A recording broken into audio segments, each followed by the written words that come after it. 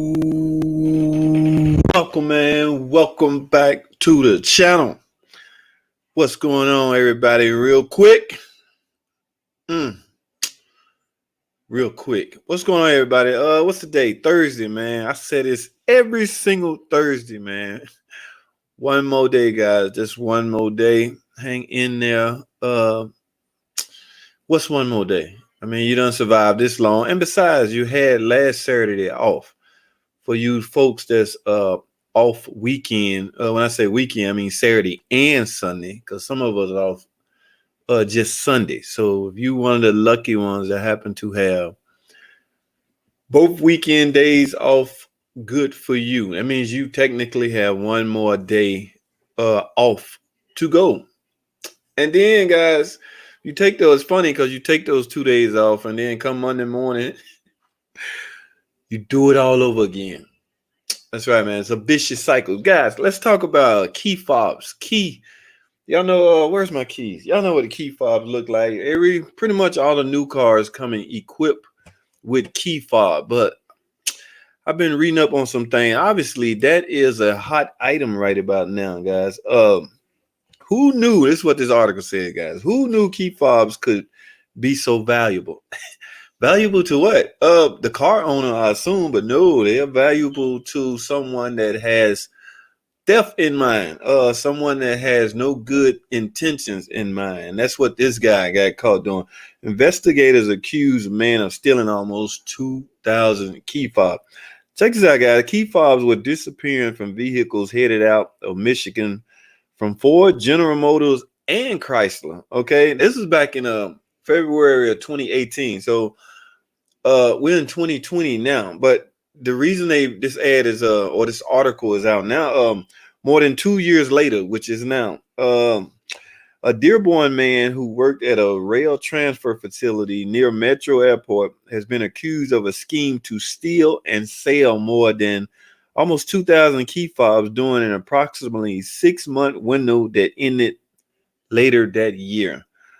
So I guess he worked at the plant. He's stealing the keys with intentions to sell them.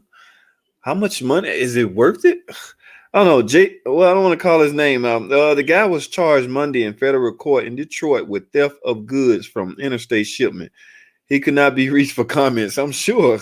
I mean, he's out looking for a lawyer. The investigations launched after a subsidiary of CSX Transportation began getting complaints from Ford, GM, and Chrysler about missing key fobs. All right, so this is a transportation company that delivers the cars. Okay, so they're receiving the cars. And funny thing about that, we call those PDIs, and we have a guy dedicated solely to checking in new cars. And he's supposed to write up when he's not receiving all the keys. You're supposed to get 2. Doing that new car check-in off the truck, we have a guy dedicated for that. He checks off the box. So he obviously was only getting 1. He was obviously doing his job and filling out the paperwork and showing 1. So these dealers, Ford, GM, and Chrysler, reported it. Instead of showing up at dealership with 2 key fobs, they were arriving with only 1. All of the vehicles with missing key fob, which included the popular Ford F-150. I mean, why they couldn't say the popular Dodge 1500? Had come through the same facility. So it's a transportation company. I said the plant, but no, this stuff is obviously happening from the transportation company that delivers the car. Okay, according to Affiliated. The key fobs were being sold to be reprogrammed for use on other vehicles, according to the affidavit, which said more than $60,000 was paid to a PayPal account. So this guy earning $60,000 selling key fobs. My thing is, well, they're not programmed, guys. Or are they programmed? I'm not sure how the key fobs come in. I don't think, because in order to get them off the truck, you have to start it. So obviously somebody out there have a key program eraser. It has to be, because I think the 2 new keys that come from the transportation company are already programmed. Let me finish this. On a $6,000 PayPal account linked to Give, Ford had its own investigation looking into the theft as well. and even made payments to Scarpoon 21 account for key fobs that had been mailed through New Boston post office and had a return address in Detroit at a vacant house. So this guy is fairly smart, okay? So he has sense enough not to use his current address where Gibb had lived previously. So he lived there once before. Now he moved, but he's still using the address as a return address. The key fobs was sold through an account on eBay under the name I Love 12 Votes or after phone conversations with an unnamed buyer in Foothill Ranch, California. The buyer would then sell the key fobs to others. Prices for the stolen key fob range from $70 to $160. My goodness, is that really worth it? According to the affidavit, which noted that the three automakers filed lost claims for 376 key fobs, each averaging $250 a piece.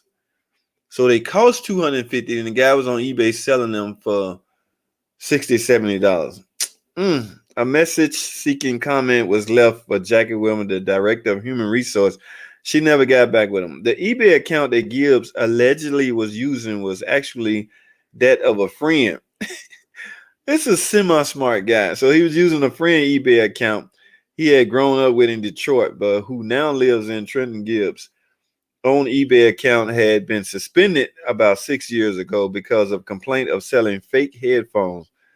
Man, this guy's he's not a pro. Anyway, the scheme appeared to have ended rather abruptly. The automakers made no additional claims for lost key fobs after the day in May of 2018 when Gibbs' house in Dearborn was searched and he worked his last shift for the warehouse transfer company, according to the affidavit. Wow, man. The story was reported earlier by the Detroit News. Representative of GM, Ford, and Chrysler were each asked for comment and asked whether the companies believe the case ties in with other thefts involving new vehicles in the area in recent years. So there's a lot of theft going on. Now, the weird thing about these key fob guys is, like I say, obviously they're supposed to come already programmed. And so buddy working for the trucking company decided to keep a lot of them, sell them on eBay, make whatever little money he can, and get out. So that's obviously what he was doing. He ended up getting caught. Now I got a buddy, Tom Cook, I think that's his name. He was telling me the other day they was trying to program a key. So you got to go up to the parts department and get a what we call a skim code in order to program a key. Nowadays on the newer cars, they are rolling skim codes. Okay, rolling skim codes, which simply means the code will reset itself after a certain length of time. Well, here's the thing Tom was telling me. I think, if I'm not mistaken, he said 30 minutes. Might have been 20, but I think he said 30 minutes. That rolling skim code was already erased. So this is how serious they taking this stuff, man. You cannot set on a skim code anymore. Now, I guess only dealer techs would know this because they're the only one to have authorization to program a key. So the average guy out there probably don't know what I'm talking about.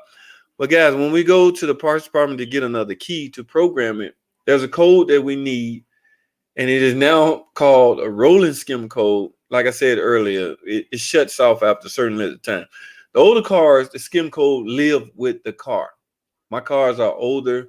I have printed out the skim codes and I just keep them in the glove box. So I will not have to run to the parts department every time I need my own skim code.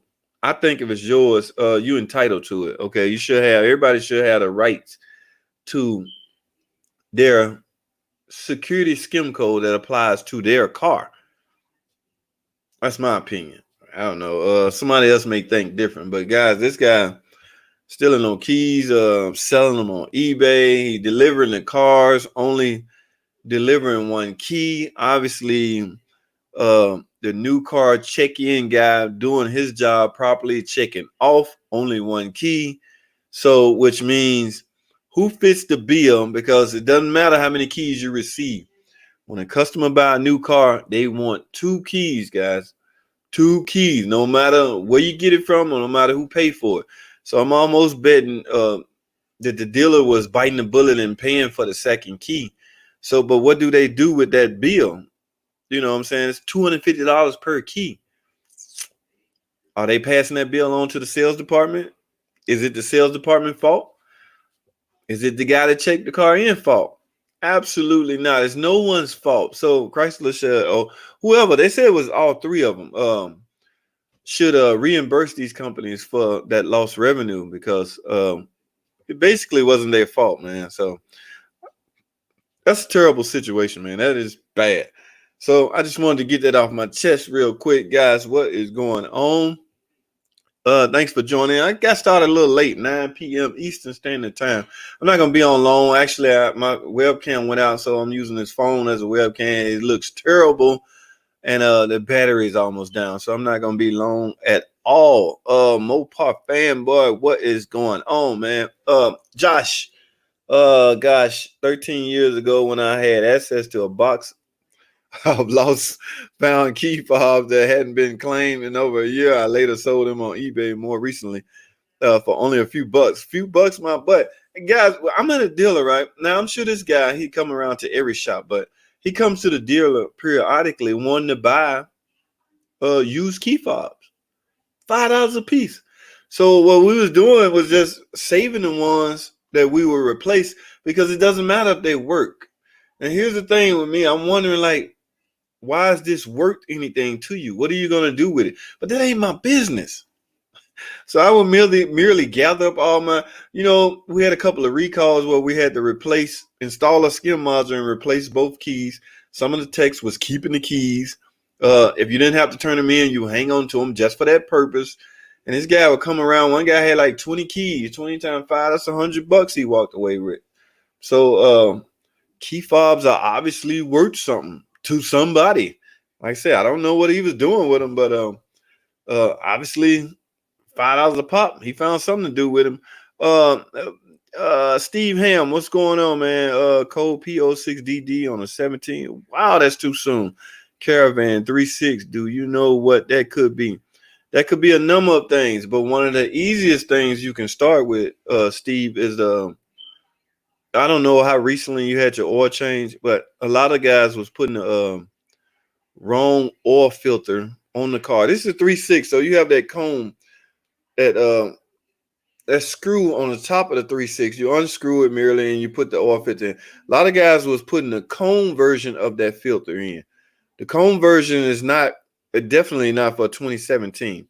Or it might be vice versa, one of the two, but you can start there. They may have installed the wrong oil filter whenever the last time you had your oil change.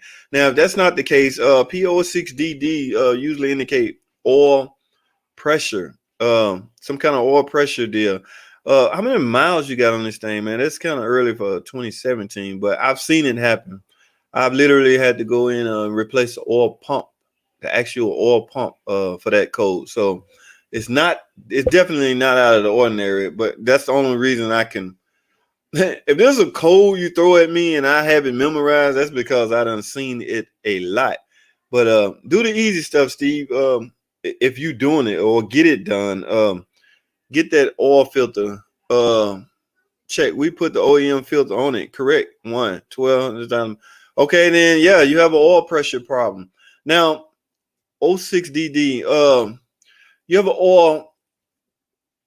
The thing about this 3.6, Steve, that oil, it's an EOT, engine oil temperature sensor, and it screws on to the oil filter adapter housing. Okay, now those normally fail due to electrical problems, so it's likely that's not your problem. But man, you might have some oil pressure issues going on. If, like I say, you're 100% certain that you put in the right oil and you use the correct fluid. If not, you just have an oil pump. That's an oil pump fault code. So you just gotta get it looked at. Get it. Well, you already got the scan. So you already have the scan. You already have it scanned. So if nothing else, 06DD. Last time I saw that code, I was dropping the oil pan, removing the oil pump. So go figure. I hope that's not your problem because that's too soon for 17. But you said it had 120,000 miles, so that's quite a few miles. We put on the OEM filter on it. Correct one. There's a Well, you have oil. You may have oil pump issues. Let me say it like that because, like I say, the temperature sensor is just that, an oil temperature sensor, and it's on your. I really need to see what the name of that, what they name that code, because the name can tell me a lot. The name can tell you a lot. I will have to look that up on the Chrysler database, but I can't do that till I get on a computer, a decent computer. Josh, what's going on, Josh? Question on the Wrangler. It's hot in summer. Last year and this one, I noticed the cooling temp gets to about 225 before the fan kicks on and it cools back to 206. Can the dealer or other reprogram the fan? Why would you think your fan need reprogram? That is electrical fan, but it doesn't have a module. It's not a module, so you can't program the fan per se. You can, however, program the module that controls the fan, but that's not going to change unless there's some programming in those flashes that says we now want the fan to come on at 220. That's what flashes does. Flashes, we go in and put in new calibrations. Whatever those calibrations are, what the changes will be made. So, but we, the dealer personnel, don't have those. They can't dictate when your fan should come on. They can only reprogram your module. And 225, what do you think that's wrong? I've seen some cars, some of the cars, the fan are coming on at 230. So I'm not sure what make you think 225 is not a good number for the fan to come on. And this is a Wrangler. You left out it's just a 3.6 Wrangler. So I'm not sure 225 is wrong. Like I say, some designed to come on at 230, guys. You might want to check the specs and see exactly when it's supposed to come on. Now, if it's not coming on when it's supposed to come on, then yeah, you may have some issues going on. But check those specs again. Look, I don't know where you're getting your information from, but check the specs and see when that fan actually supposed to come on. All right, Michael Costa, what's going on, man? What is going on? Yep, OP06DD oil pump just about every time. That's what I've done. And they really not that bad, Mike. So I assume you've done one before. I've done a couple on the vans, the cars, the Chargers, and things like that. Take the front half. That's a two-ply or two-part oil pan, 2 layers of oil pans. But take the front part off, and there you have it. The oil pump sitting right there. Couple of chains. Now, don't get me wrong, guys. I'm not saying this is a DIY job. No, by no means am I saying this is a do-it-yourselfer. I'm just saying, just like my man Mike said, it's doable, but is it a do-it-yourself job? That's not what I'm saying. I don't know anybody's skill level in this room or in this chat, so I have to talk or communicate with you just as if I was talking to somebody on the phone that I don't know. So don't think I'm belittling your knowledge at all. That's not the case. I just don't want everybody to think this is a do-it-yourself job. All right. So Steve Ham, yeah, I guess most of the time it's the oil pump. Engine oil pressure control stuck off. So yeah, that's the name of the code. I couldn't think of the proper name of the code. Josh, no flashes available at last visit to dealer. I drive an F450 for work, and it only ranged between 206 and 213. Never more. That's where I get my data for it. But what was we talking about? We was talking about the fan, right? Josh, yeah.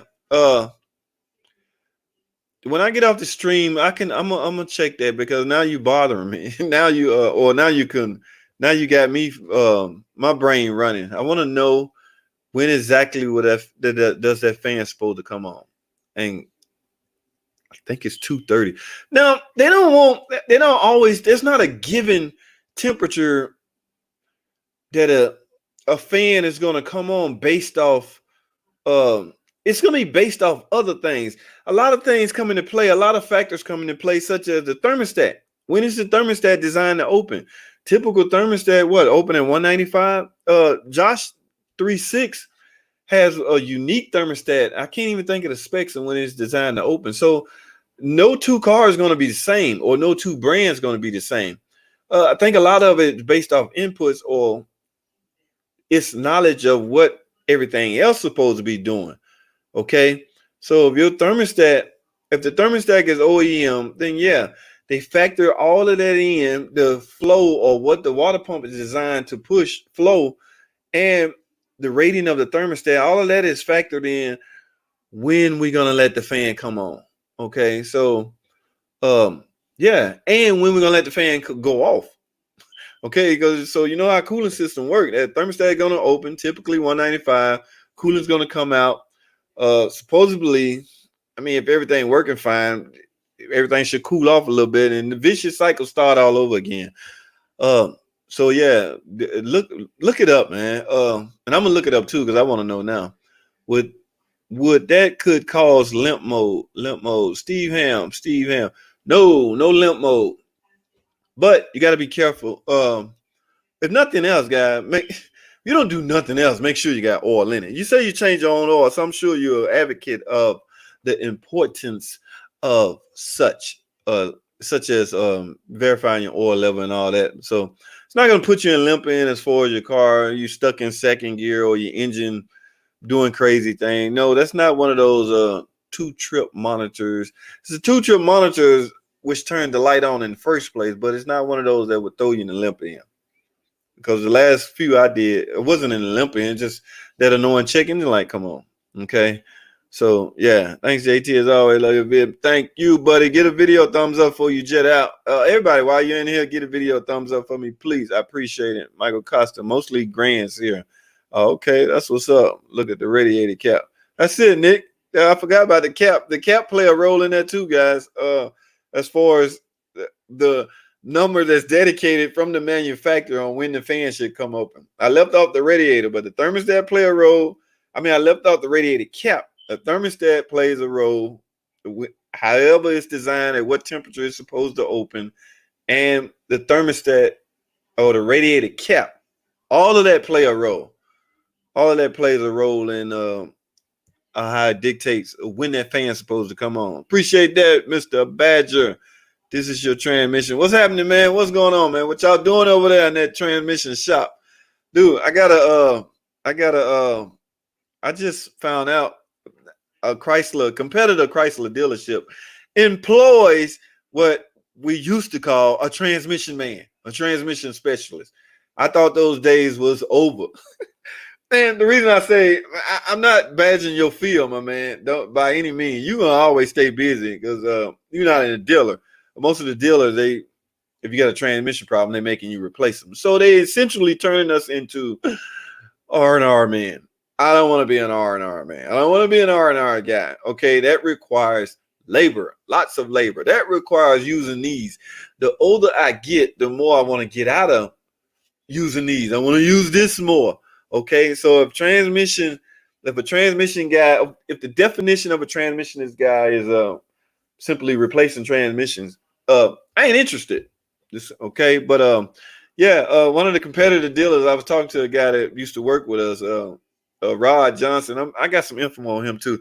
He was telling me they employ a transmission technician. Guys, the typical transmission Chrysler have out now, what, 8-speed rear-wheel drive and 9-speed front-wheel drive ZF units, none of those are breaking to the point where it will require overhaul or repairs. When they break, in some cases, depending on the fault code, we're being told and instructed to merely replace them. Now, those two ZF transmissions I just mentioned, the most I've ever repaired on them are valve bodies. So, yeah, we've done a couple of valve bodies into it. That's about the only repairs I have made to one. There's not even an overhaul kit for those transmission, guys. The 62 TE, you can still overhaul those, but because that's a 6-speed transmission, it's no longer it's becoming irrelevant. 9-speed is the new norm. 9 is the new norm. 6-speed is like, man, that's it. That's all you got, 6-speed. So we're not really interested. And if one break, because if it's warranty, we're required to do what we call a 70% sheet, and it's so easy to get over 70% of the cost that it costs to repair it. We merely have to replace it. So yeah, it's crazy, man. But you transmission specialist guys, I have new respect for you guys. This transmission is still too new. Yeah, there's no kits for them, man. There's absolutely no overhaul kits for those. All right, I had a bunch. I didn't put out a lot of videos lately, and I had a bunch of questions I haven't had time to get to. I caught myself trying to tackle a couple on when I go live, but I can't type on my phone answers throughout the day. There's one guy, Chilton87. Can you post a video on how to drain and fill the transmission fluid on a 2015 Cherokee with the ZF transmission? I want to service my wife's car, and I don't believe any fluid is lifetime. The fluid, I don't believe that either, my man. That's a whole debate for another day. Everything breaks down. That's true. Her car feels jerky when shifting gears from parking to reverse and to drive. Thanks, man. Just subscribe. You know I was going to ask you that in your children. Thank you for subscribing. My man, issue with transmission service is the field plug. That's the part you're going to have a problem with as a do-it-yourselfer. There's nothing really technical about servicing a transmission. Now, I say that lightly because it depends on your definition of a service. What I'm thinking you mean is transmission fluid exchange, because basically that's all you can do to this 9-speed transmission is drain the fluid out and put new fluid in it. In order to properly do a transmission service on a ZF 9-speed transmission, if, again, your definition includes replacing the filter and the fluid, your transmission have to come out. Okay, in order to do it, I know that sounds crazy. In order to replace the transmission filter on a 9-speed front-wheel drive transmission, the transmission have to be removed. In fact, I did one on video. I'm gonna link it right here. When I get off stream, I'm gonna link that card right up here. It is extremely hard. Of course, the transmission had to come out, so that's hard. No one is going to go through all that just to change a filter. Okay, so if your definition of transmission service is removing the old fluid and going back in with new fluid, then yes, you can pull that off, but you will still run into some obstacles. And one obstacle is the field hole. The field hole, the drain plug is easy. It's right there in your face. You can get to that. The field hole is where you will have some problems, okay, because it's way depending on if you at the bottom of the car or the top. It is extremely hard to get to. I do have some footage on such. I have to dig it up and I can upload that. But and one other thing, guy, Chilton, my man, make sure you go in with the proper fluid. This is a ZF transmission. I know there's rumors out there that Valvoline make a fluid that can work on any car, and I got to the point where I stopped disagreeing with that until I use it. I have yet to use it and verify, or all I can do is receive data that other people have done, and from what I'm hearing, they ain't having no problems afterward. Okay, so take that information as you will, but if you're going to drain and fill, you can do that. Like I say, the only problem you're going to have is refilling it. I don't want to sound redundant and repeating myself. Matthew, what's going on? Fan engages for 26 rain at 197, according to Service Library. Whoa. Let me get back. I just saw some. Michael Costa. Fan engagement for the 2016 Wrangler on 3.6 is 197. 197 to 213. So you're telling me there's a window that the fan is going to gauge? I assume, I don't know for sure, but I assume most fans are 2-speed fans. So you're going to have a time when the low-speed fan come on as opposed to a time when the high-speed fan come on. I don't know either of those times by heart. Yes. I can't remember some things. I will have to go to my source, my resources to find that information out. All right. But if you're saying that the fan, according to Service Library, what are you getting Service Library? Are you like I don't know you. Are you a Chrysler tech, or you got information, or you got access to Dealer Connect or something like that? Now, I'm not saying you're wrong. I'm just shocked. So an increase to 225 before a temp decrease is it's not abnormal. I agree. I'm still stuck on the part of when the fan design to come on. So until I can until I know that, or until like I say, I'm curious now. I want to know the numbers you gave sound low, guy. Fan engagement for a 2016 Wrangler 3.6 liter engine is 197 to 213. According to Service Library. Man, I don't know. I have no idea. But those numbers just seem low. So I in order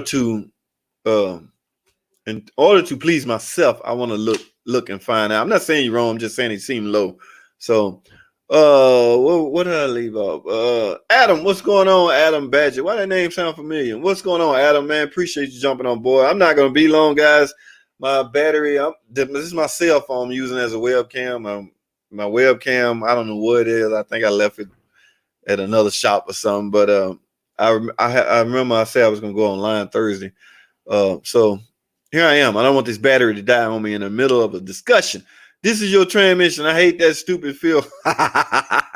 And the tool is hard to read on the zip.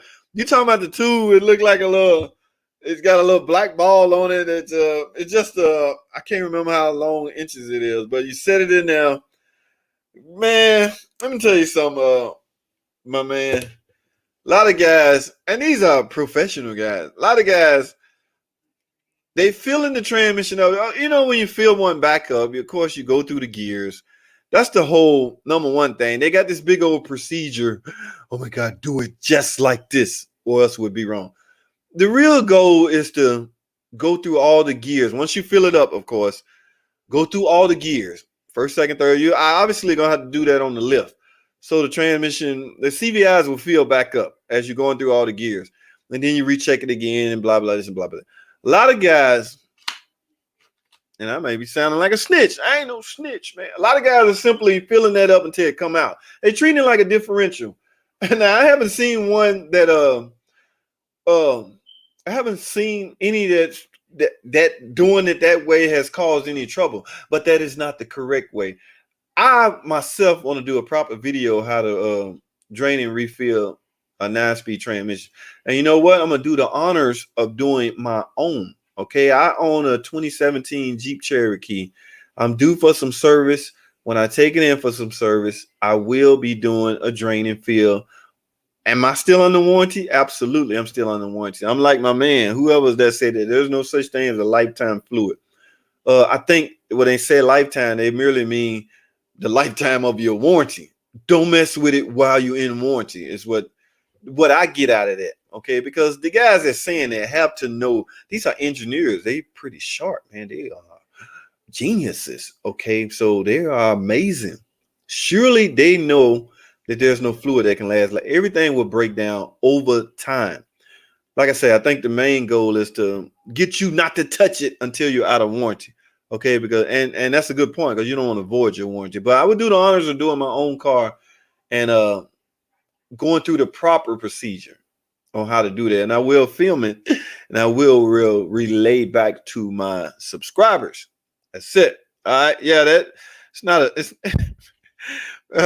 my man, he hate those doing those that field hole. It's just if you're under the car. Now, the way Chrysler tell us to do it, go through the left wheel well. Okay. It's just that the cap is on so tight. You got to find a way to break the cap loose. So once you get your arm in there and open that cap, you should be fine as far. But then you'll need a long hose. It can get crazy, man. It can get crazy. There's no easy way to do it. That's why I reserve the right to call this a DIY job. I'm not gonna do that. I don't want anybody fussing because something didn't go right. After that. Okay, so what's happening, man? So an increase to 225 before a temp decrease is not abnormal. That's what's up, man. Why you said in the beginning, man? You have access to the same thing I have, Michael Costa. You looked that up in Dealer Connect, and that's what it said. And damn it, that's what it is. My man. That's what's up. Now, as far as what did you say in the very beginning? Yep. Okay, you brought up the fact you helped me out on that 06 DD code. Appreciate that. Okay, that was somebody else that's asking that fan problem. Mostly grands here. Yeah. Appreciate you, Michael. Cooling, engine, drive fan, diagnosis, and testing is where I found it. That's it, man. If you got it out of there, that's it. Those are the specs for that. I'm glad you mentioned you're a Chrysler tech. So I mean, I can speak with you a little differently. Like I said, I don't know anybody's skill level in here. I personally don't know anybody in here. I've communicated a lot with several of you guys, but appreciate that, Mike. What y'all doing over there, man? Y'all staying busy, man. Hope y'all staying busy, man. We like this.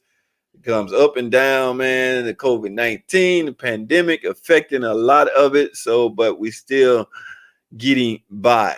All right. A fan tempo on command isn't exact because if you suddenly accelerate to 50, the fans won't come on. Michael Dennis, a fan tempo on command isn't exact. I don't know, Mike. Some of the newer cars, that computer is pretty precise and it's pretty accurate. I mean, now there may be features now available in them that I guess if you floor it, the computer sees wide open throttle and it would turn off. It automatically gonna turn off things like the compressor. It's gonna take away as much load as possible to get you going. You obviously command, let's get it when you floor it. So that's called wide open throttle. So a lot of things happen at wide open throttle. The computer just shuts a lot of stuff down. It may even drop a couple of cylinders, man, that you may not even feel and know. But yeah, it get crazy. That computer get crazy, man. Devin Brown, I don't recognize you, but welcome to the stream. Hey, y'all, get this video a thumbs up, please. What's up, Devin? I have a question. I changed my throttle body on my 2012 Chrysler Town and Country, and I can't get the normal power that I should get. I don't have a transmission problem. What you think it might be? It can be a number of things, but Devin, first of all, why you replace that? I don't think I've ever replaced a throttle body. Unless a code, like a fault code, and I run the proper diagnosis, unless fault code would lead me to that. That's the only way but I don't think I've ever done one. Now, man, my man, you got to understand these are ETC, electronic throttle control. Okay, so merely unbolting a throttle body and bolting another throttle body on is not going to get it. In fact, there's an electronic procedure you're going to have to go through called Learn ETC. All right, the computer needs to know what a throttle is at. So it takes us through this phase where we get in it. We click an option called Learn ETC. We step on the gas. The computer will learn where wide open throttle is at based on your foot being on the gas. It's going to ask you to let up. It will now learn where off throttle is at based on your foot on the throttle, and it will calculate all that and enter that data into the computer. So you will have your normal power and stuff. So I'm not sure if you replaced it with a used throttle body. You left a lot off, but I will say most of the time when you replace a throttle body, you have to get it relearned. All right. Now the typical scan tool, will a typical scan tool do this? I'm not sure. I only have experience on a couple of scan tools that's really Chrysler generated. I don't know what might go. Mike, is that right, Mike? Yes, I'm almost certain that those throttle bodies on the 3.6 2012 van is going to be equipped with a 3.6, and I'm certainly sure that throttle body has to be learned. So take somebody with a good scan tool and try that first. At least that's the easiest thing you can try. A learn procedure. They're just merely grabbing a scan tool, pushing a couple of buttons. Shouldn't cost you an arm and leg to do that. But I'm just now curious as to why you even replaced it. You left off a lot of stuff, but that's what's up, man. Thanks for jumping on the stream. That's what's up, Devin Brown. Yes, it was a fault code. Okay. It'd been nice of you to put that fault code in there. I'm just curious, man. That's all. I'm not fussing. I'm just curious. Having fun swapping out an engine in a 97 Ram 1500 5.9. Whoa, you have fun, buddy. Those days for me are over. At least I hope. I hope that is a huge engine, man. 5.9.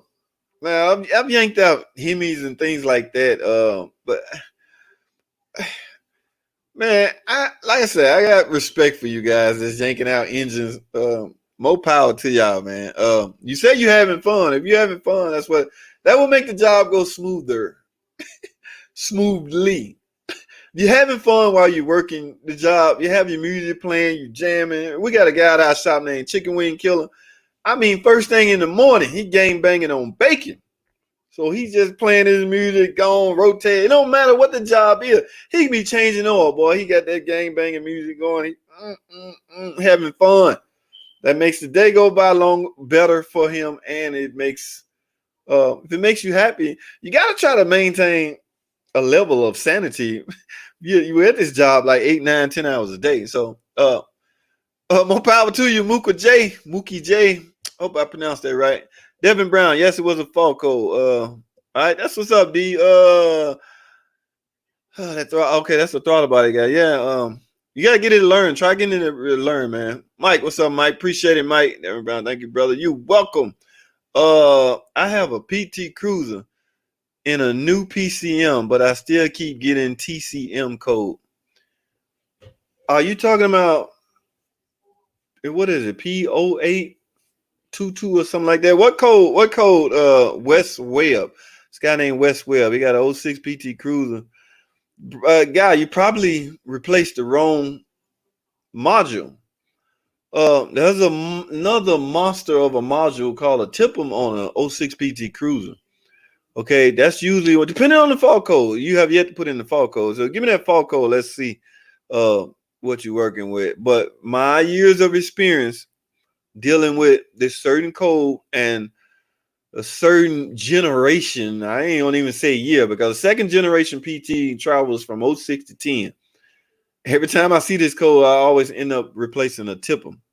In some cases, I end up replacing them both. That's why I did a video. Matter of fact, go check this video out. I'm gonna put it right here. Addressing that particular code, P0882. I simply advise you to do both. Now, I recorded that video 2 years ago.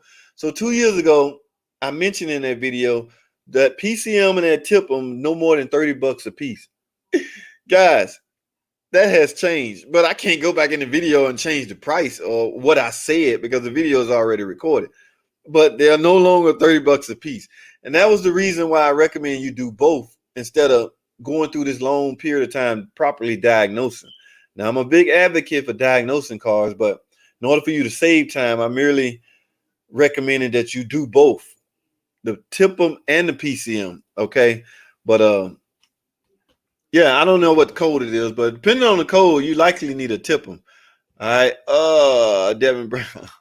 Wade Taylor, what up, Wade? AJT, is the 5.7 Hemi lifted cam an epidemic or only a small percentage experience a problem? Man, you know I can't get the brand a bad name or a bad image. Of course it's not no epidemic. What are you talking about? If y'all in the market to go buy a car equipped with a Hemi, do not change your mind based off a silly ticking noise. Okay?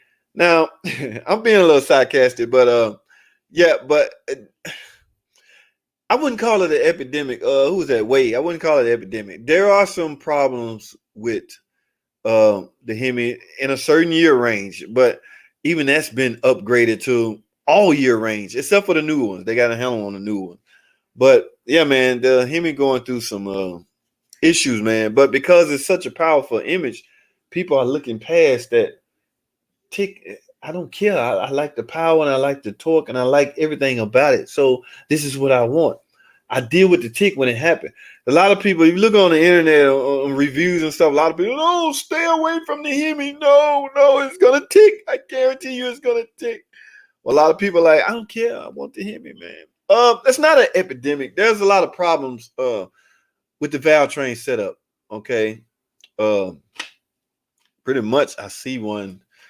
Again, I don't want to get a product a bad image. All right. You will not hear bad things about the Chrysler product from me, but there is problems, my man. Whoever answered that, that's Wade Taylor. Yes, a small percentage, guy. Smallest percentage. But don't change your mind if you're in the market to get one. Go ahead and get one, man. Now, a lot of people, there's different debates about use this kind of oil and you will have no problem. Go figure, man. I cringe when I don't know. When a guy religiously blame oil for the reason that his mechanical roller rockers are not making noise. I don't know. Something's not right. But I tend to think rational sometimes when I think things out. And that's one of those things you should use rational thinking as a tool. So yeah, no, wait, it's not a large percentage. Let me answer your question. Whatever it takes to pass the time. That's it, Mike. That is what's up. Tony, 7 my brother, nice hat. You like that hat, man? What's so nice about it? Just a typical, what is this? Adidas, just typical Adidas. It used to be new, man. I'm telling you something about hats and clothes and everything else. Jeans, I got a lot of jeans that I accidentally slipped up and wore to work. Now I have no choice but to make them work pants. So all my blue jeans are essentially work pants because I accidentally wore them to work one day. Once you get a speck of oil or something on it, that's a wrap. Okay, they can't be considered normal clothes anymore. That's what happened to my nice hat, man. I accidentally wore it to work, and now it's a work hat. But how did we get on the topic? How we get on the topic of hat? That's what's up, Tony, my man. I got the same one on my head. Keep up the great content. Appreciate you, Tony. Hey, man, y'all get a video a thumbs up, man. I've been on 46 minutes, guys. I can't do no more than an hour, so I'm going to wrap these last few up, and we're going to get out of here. Bro, can I relearn my 2015 Town and Country transmission to help gain and restore mileage? I've done pretty much everything I can think of, unless you got something else up your sleeve. OJ Sabat. It's not that I have anything on my sleeve as far as what I can tell you, because I'm not there. I can't do it. Can I relearn my transmission? What do you mean by relearn? That's a feature on a 2015 called Quick Learn, if that's what you're referring to.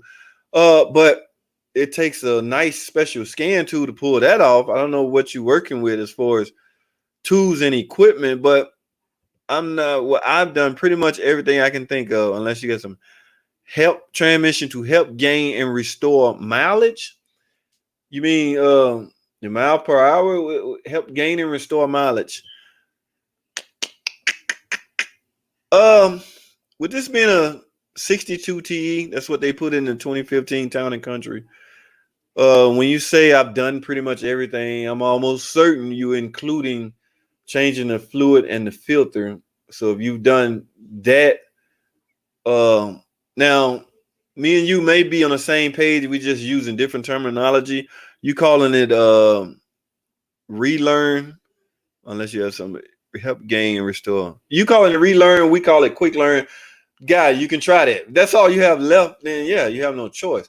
But these transmission and these controllers are pretty good at detecting a problem and displaying it to you in the form of a fault code. So I'm sure you've done that. I don't want to belittle your knowledge or whatever, but if your transmission have an update, then yeah, get that done. Let me put it like that.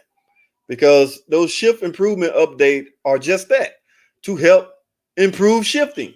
Okay, it may give you second gear at a certain RPM at a certain mile per hour, or a certain RPM at a certain mile per hour. Those changes, they don't tell us the changes that the flashes are doing. They just tell us to do it. So if it's a shift improvement update, yeah, I highly suggest you get that done. That should help. It can't do nothing but help, because you changing strategies at that point. My man West Webb, POA2. Yeah, man. You likely, I assume you're guessing. I assume you taking a stab at it. Your first guess probably should have been to tip them. That is what I'm seeing. That's what I've saw over the years fail. And accumulate that fault code, POAA2. Yes, I have done both a couple of times. Okay, but the tipum is normally the culprit. Like I say, just search my channel, man. POAA2 Online Mechanic Tips. You'll see that video I put up, and I got a little bit more into detail on what's going on, why it's failed, and what you should do, or what I recommend you should do inexpensively, especially if you're trying to save money. You obviously is, because first of all, you can't even buy a brand new PCM for this car anyway. All right. And I think even the Tiplums has been discontinued. So everything you get now from now on is going to be used or either sold from a third party. So yeah, go figure. Power input level low, Tiplum. Yeah. Yeah. That's it, Mike. Appreciate you, buddy. Not sure I'd call it an epidemic. No, but yeah, it's not. I mean, epidemic. But they falling, man. Man, I just say I see so many. See him making us look bad again. I see quite a few in the shop that I just disregard recording because I put too many out there. People go, oh, these are piece. Yeah, we already got enough problems with the 3.6 and the noise. So we can't have in the headlines Chrysler Dodge 3.6 and the Hemi is nothing but ticking junk. Okay. Only reason I jumped on the 3.6 bandwagon because I saw everybody else was doing it and it's no big secret anymore. So if they gonna get on the bandwagon and reap the rewards from it, I jumped on the bandwagon too. I'm not a follower, but I try to lead. I just didn't get on get in early enough to lead that charge. All right. OJ Salvit, bro, what else can I do to my 20 better mileage? Okay, yeah. And Jake just can't relearn and train. Yeah, we got that one. They have mechanical lifters.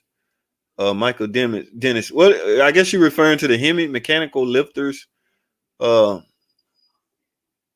got roller bearings on them too. Mike, I don't know which engine you're talking about, so I don't want to clash with you until I think he means a mechanical level failure. Yeah, you got to be more specific, I guess, because I'm not sure what you're talking about. Like trimming or just oil today is so refined that I don't feel like any oil is significant lower quality than any. Dude, you a bold dude. you Mike Costa. I got new respect for you. I don't know if you're an older guy or newer guy or younger guy, but dude, I be wanting to say this stuff. People put a lot of stock in I only burns. I think because I grew up I've been in the game for a minute now, and I've seen or I've been around long enough to know 2030, 20W50, 20W, 10W20. I'm saying 20W. Or, I mean, yeah, there's some difference, but some people get so anal about just the perfect kind. Like I know one guy that sprung a leak, or oil leak. He hit something in the road, and all his oil leaked out. Oh, well, he had a small hole. He had a small hole, so a lot of it leaked out. I'm like, look, man, don't start that car back over. Drive till you get some oil. This guy would not even go across the street to Family Dollar and get some of their oil and put in his car, just so he can run it safely and move it to a destination. No, that's the wrong kind, bruh. At this point, the grade or the weight of oil is not a big concern. Long as it's slippery. I mean, it just has to be slippery. Hell, if all you had was power steering fluid, put something in there so the bearings won't be running totally dry. Yes, you're going to go in and get it out at a later date. But for now, we got to get from off the highway, the freeway, to, oh, you want to spend, $300-$400 to get it towed you. Now, it depends on, but some people are just, let me stop. Because, let me stop. It's like coolant, man. Like some people like, no, it don't take. Dude, we're in the middle of a crisis. We're in the middle of a road. You done sprung a leak. All your coolant is gone. And you worried about if water going to work.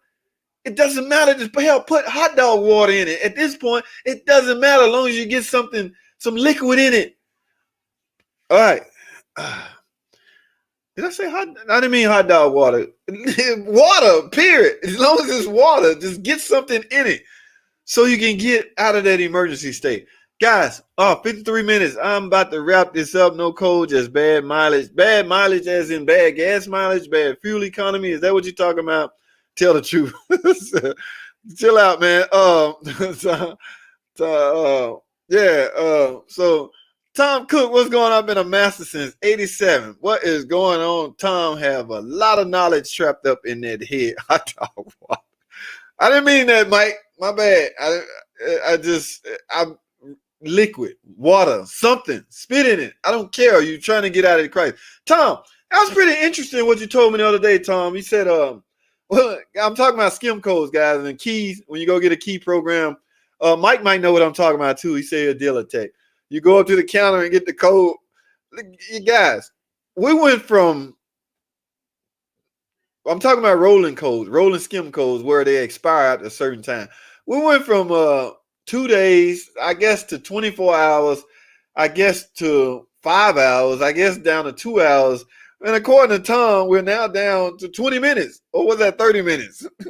We're now down to 30 minutes on the new cars as far as rolling skim codes. How long that code is active for you to hurry up and do what you need to do. Theft is so huge right now. Theft is such a concern with these automakers right now to where they're taking all extreme precautionary so you can't, and I can't say that I blame them, guys. Like I said in the beginning of this video, guys are stealing key fobs, selling them. I don't even know how he erased. Y'all know about my journey got stolen. I erased every key fob that was programmed in my module and started over fresh. My car's still out there, so if buddy got a key, it ain't working no more. But this stuff is getting serious as far as security. But that was pretty interesting, Tom. 20 minutes, 30 minutes. I can't remember exactly what you said. What if the engine is what if the engine is vegan? Mike, chill out, Mike. Stop it. Asparagus. Asparagus water. Spinach water. All right, guys. Y'all want to stop playing now. That's cool, though. You can play all you want now. I'm up to 56 minutes, so I merely have 3 minutes left, 4 minutes top. This is your transmission. What in the world? Hey, man. If you're in the middle of nowhere and your cooling system is low, you need some kind of liquid, some water, something. It just irks me where people are still in that. No, my car don't take that kind of coolant. Guy, get something in there, But I didn't mean to say hot dog water, guys. Y'all chill out with that. Right, we are making cooling soup. Time to boil some eggs and use some egg water. Only 2 codes per day. Yeah, we on that. 2? Did you say 2, Tom? Okay, they're going too far, man. 2 codes a day. What do you do when you run over 2? That's maybe why our managers start waiting till the end of the day to give us skim codes on our own car. But 30 minutes, that's what he said. All right, so we went from 2 days to 1 day to 24 hours to 5 hours, maybe 2 hours to 1 hour. Now, according to Tom, we are down to 30 minutes time limit on a rolling skim code, guys. New cars, okay? I don't know if they can, if you can do, let's say 2013 when they started, or 2014 when they started rolling. If you can do it for the new car, you likely can do it for those years. I don't know if everyone is 30 minutes. I remember they were staggering them there for a while. But guys, I have to wrap this up. How do I fix a 0613? My man, Ashana, I do not know that code by heart. It's a couple of Chrysler guys in here. Maybe they do. Mike Costa, Tom Cook. I don't know what P0613 is. You just put a number out and no name. But, son, it'll be 5 minutes. Soon it'll be 5 minutes soon. I don't know what that is, Shane and Go, but you actually jumped in the stream at the end of the stream.